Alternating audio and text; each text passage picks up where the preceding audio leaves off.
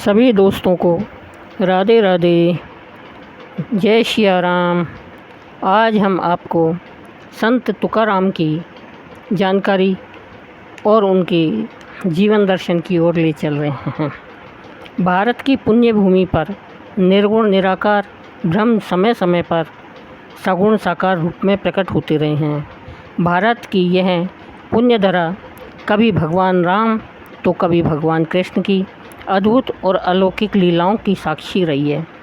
यह पुण्य धरा युग युगों से ऐसे संतों, ऋषियों, मुनियों, योगियों और तपस्वियों की कर्म भूमि व तपोभूमि भी रही है, जिन्होंने विभिन्न योग साधनाओं के द्वारा सगुण निर्गुण ब्रह्म की उपासना के द्वारा ब्रह्म का साक्षात्कार किया है।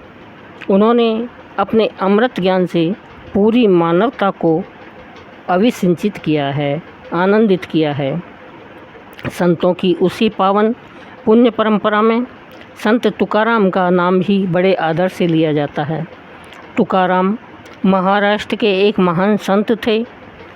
उनका जन्म देहू नामक ग्राम में भगवत भक्तों के एक पवित्र कुल में सन 1608 में हुआ था।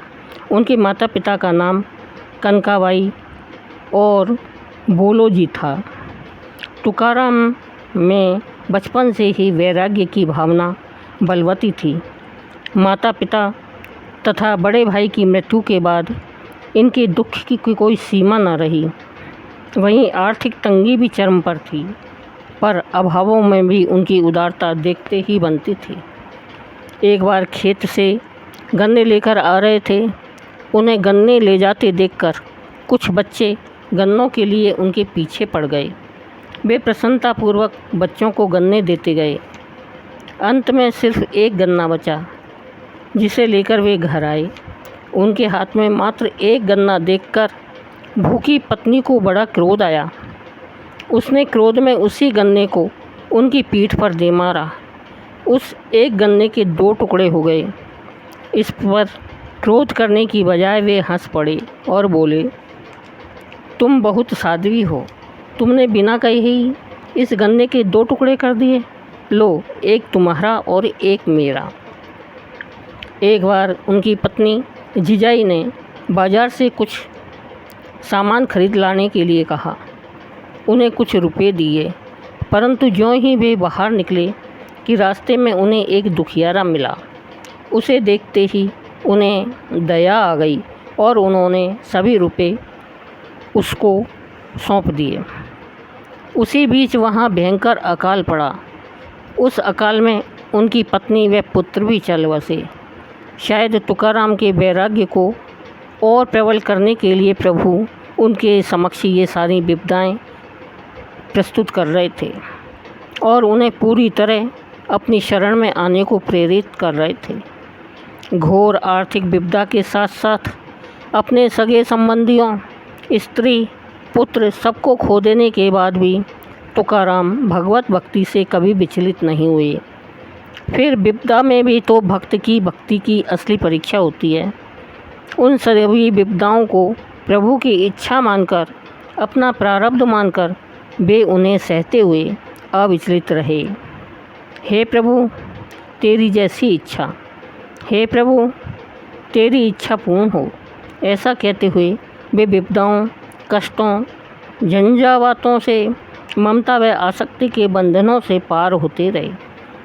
ऐसी स्थिति में भी ईश्वर के मार्ग पर चलते रहना, यही तो सच्चे भगवत भक्ति की पहचान है।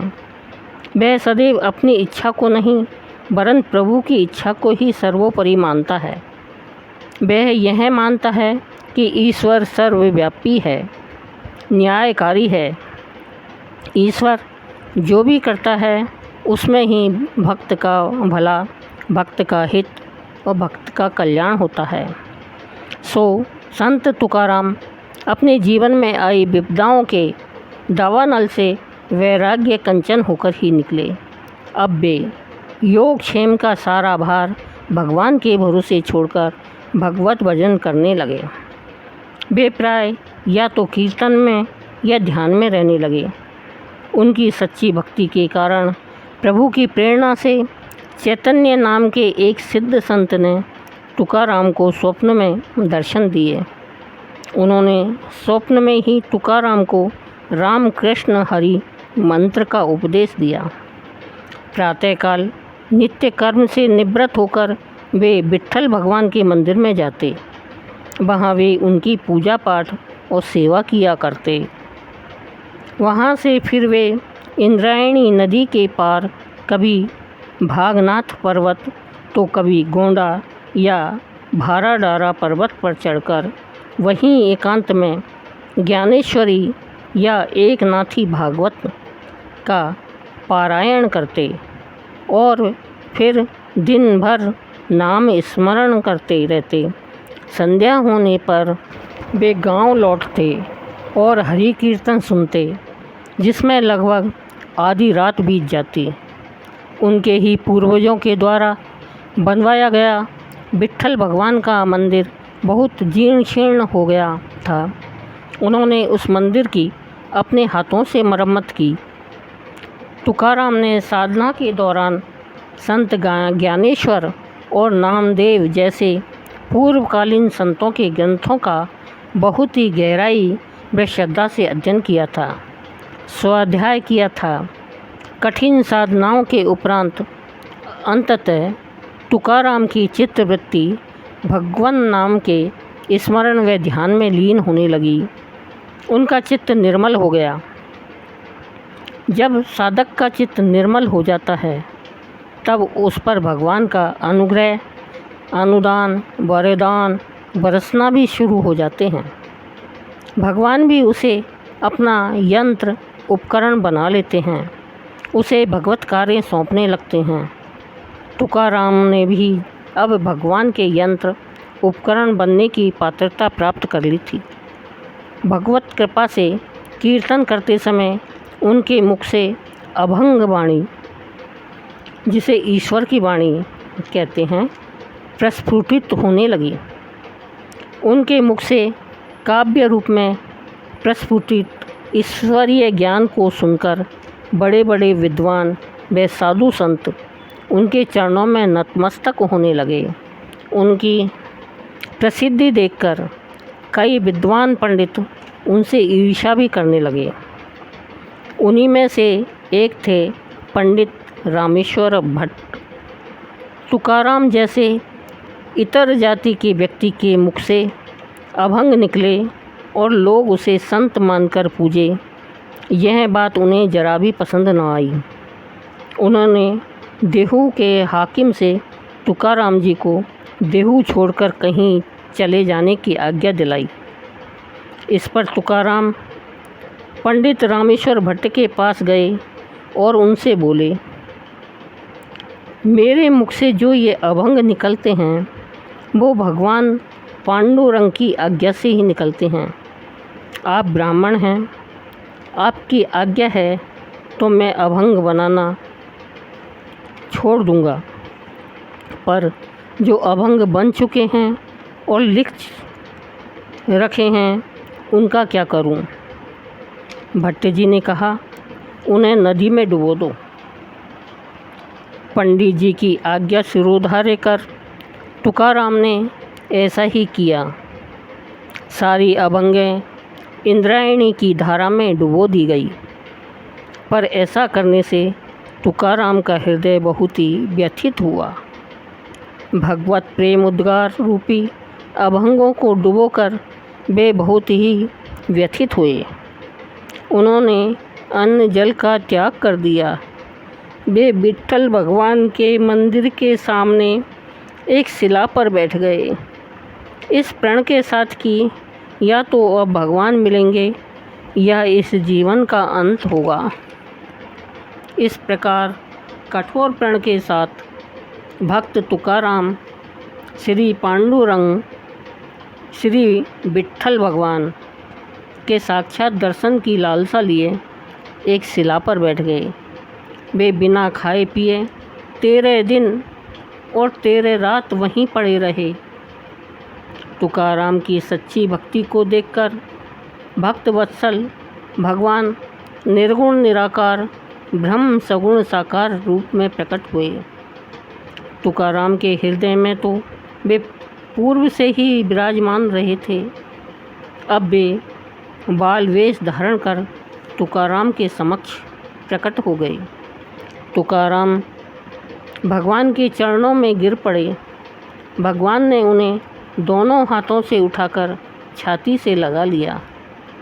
उसके बाद में भगवान ने कहा, पुत्र, मैंने तुम्हारे अभंगों की बहियों को नदी की धारा में सुरक्षित रखा था। आज उन्हें तुम्हारे भक्तों को दे आया हूँ। यह कहकर भगवान फिर अंतर्ध्यान हो गए। प्रभु के साक्षात्कार के बाद तुकाराम का शरीर 15 वर्षों तक इस लोक पर रहा। वे जब तक रहे, उनके मुख से सतत भगवत अमृत धारा बरसती रही, बहती रही।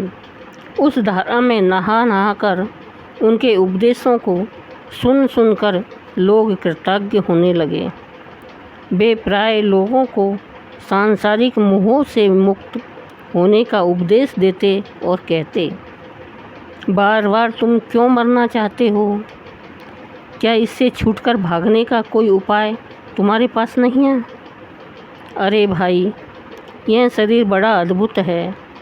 यह शरीर को पाने के लिए साधन करने पड़ते हैं। इस साधन से भला क्या प्राप्त नहीं हो सकेगा? भक्तिपूर्ण भजन से, भगवत ज्ञान से, भगवान की शरण से हमें साक्षात भगवत कृपा प्राप्त हो सकती है।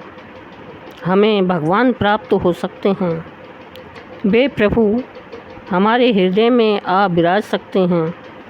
फिर उसी से हमारा जीवन धन्य होगा। भगवान का नाम सुमिरन, भजन, ध्यान करने के लिए हमें कोई कौड़ी भी खर्च नहीं करनी पड़ती। भगवान नाम के स्मरण से सांसारिक प्रपंच, सांसारिक बंधनों से, सांसारिक माया मोह से हमें मुक्ति मिल सकती है। बस महत्वपूर्ण यही है कि हम सच्चे मन से भगवान नाम का स्मरण, भजन, ध्यान किया करें। एक दिन भगवान की कृपा आप पर भी होगी, वैसे ही जैसे मुझ दीन पर भी भगवान ने कृपा की। संत तुकाराम द्वारा दिखाया गया भगवत प्राप्ति व माया से मुक्ति का मार्ग हम सबके लिए सुलभ है। हम भी इस मार्ग पर चलकर भगवत कृपा प्राप्त कर सकते हैं। हम स्वयं को माया मोह व प्रपंचों से मुक्त कर सकते हैं।